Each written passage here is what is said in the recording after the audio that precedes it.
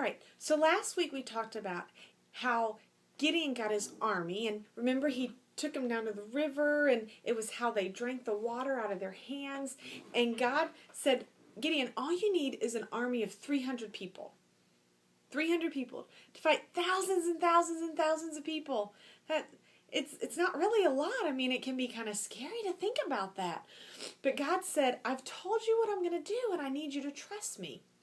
So Gideon trusted him, and God came to Gideon and told him, so you know that this is true.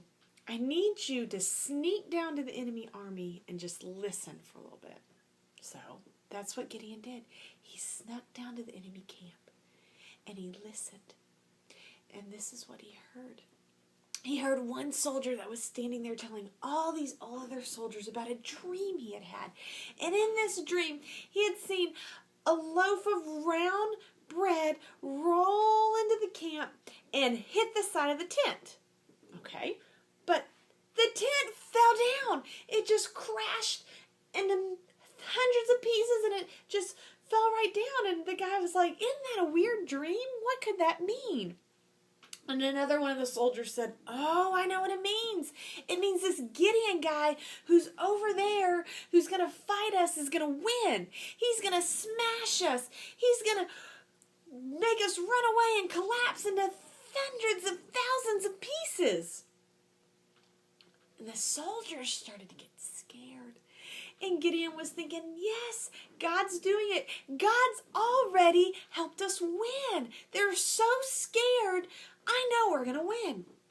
So Gideon snuck away, and when he got far enough away, he ran to his camp, and he said, listen, I know God's given them a dream. They know we're going to win. We know we're going to win. Let's go do this battle.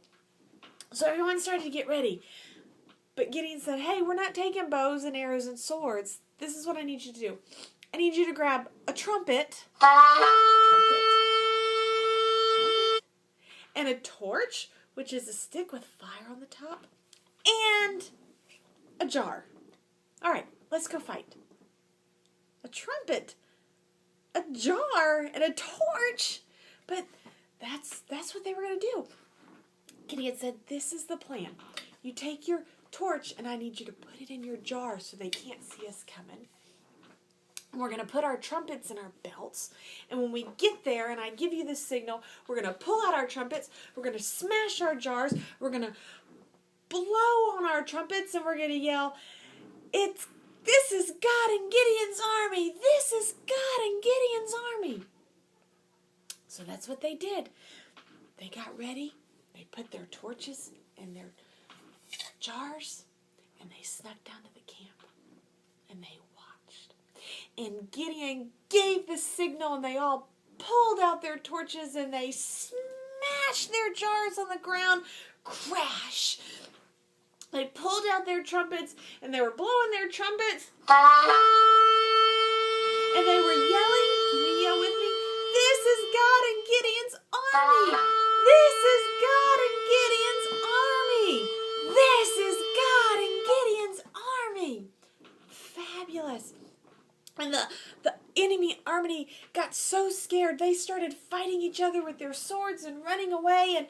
And Gideon's army kept blowing their trumpets, blow your trumpets, and kept yelling, this is God and Gideon's army.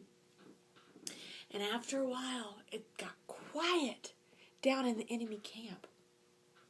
The whole enemy camp had run away or fought themselves, and there was nobody left. And Gideon knew. See, God promised them that they would win that battle, and they did, just like God said. You know, that's in our Bibles. In our Bibles, they look like books, but it's more than books. It's God's history. Can you say that? It's God's history. And it's full of all these history stories about what God does because He loves us, and how God keeps His promises, and how God does what He says, and how God doesn't leave us. And the story of Gideon is right here in the Bible. Right here in God's history. So I want you to go home today and tell your mom and your dad and your grandma and your grandpa and your aunts and uncles about God's history and about how God kept his promise to Gideon and how Gideon won a huge battle with torches and trumpets and jars. Bye.